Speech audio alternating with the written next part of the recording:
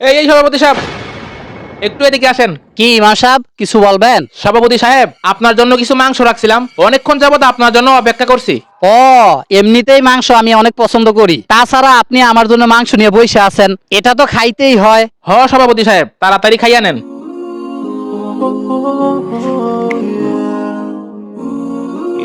হুজুর, মাংস কিন্তু আমার একদম পছন্দ হয়েছে, একদম মনের মতো। আহ, কি মজার খানা খাইলাম হুজুর, আপনার ভালোবাসা দেখে মুগ্ধ হইলাম। আচ্ছা সভাপতি সাহেব, তাহলে বাইরে চলুন, আপনার হাত ধুয়ে আসি। হুজুর, এত মজার মাংস খাইলাম, এটা কিসের মাংস? সভাপতি সাহেব, আপনাকে তো বলতেই ভুলে গেছি, এটা তো কুত্তার মাংস।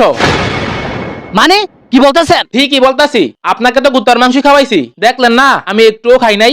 ওই হুজুর, আপনার তো অনেক ভালো মনে করছিলাম, আপনার মনের ভিতরে শয়তানি আছিল। হুজুর আপনি দাঁড়ান, আজকে আপনার খবর আছে। কিরে সভাপতি এমন করতেছে কেন? চল তো যাই দেখি। সভাপতি সাহেব, আপনি তো চিল্লাচিল্লি করতেছেন কেন? আরে হুজুর, জানোস কি করছে? আমার আজকে কুত্তার মাংস খাওয়া হয়েছে। এই, তোরা হাসতেছিস কেন বেয়াদবের মতো? সভাপতি সাহেব, আপনি ঠিক আছেন তো? এই হুজুর, আপনার এত বড় সাহস দিছে কেডা? কেন সভাপতি সাহেব, কুকুরের মাংস খেলে কোনো সমস্যা নাকি? ওই হুজুর, আপনি জানেন না কুকুরের মাংস খাওয়া হারাম? আর আমি একজন মুসলমান, আমি কেমনে হারাম জিনিসটা খাই? এটা আমার ফেরে হজম হইব? হারাম জিনিস আপনার পেটে হজম হয় না, তাহলে সুদ খাওয়া, গোশ খাওয়া, প্রতিবেশীর বাড়ির ভিতরে সীমানা ঢুকাই দেওয়া, এটা মনে হয় হালাল।